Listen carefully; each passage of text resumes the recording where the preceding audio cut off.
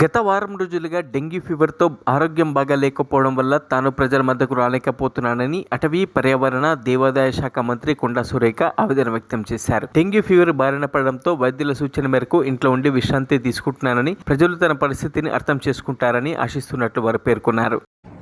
అందరికీ నమస్కారం.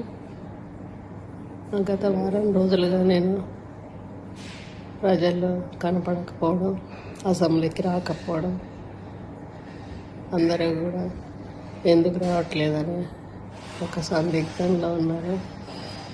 నాకు హెల్త్ బాగోలేదు, డెంగ్యూ ఫీవర్ వచ్చింది.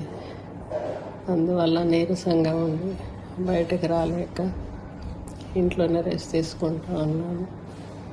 గ్లూకోజులు ఎక్కుతూ ఉన్నాయి, యాంటీబయాటిక్స్ ఎక్కుతూ ఉన్నాయి. కాబట్టి ప్రజలందరూ అర్థం చేసుకుంటారని ఆశిస్తూ సెలవు తీసుకుంటాను. మరిన్ని అప్డేట్స్ కోసం మా ఛానల్ని సబ్స్క్రైబ్ చేయండి.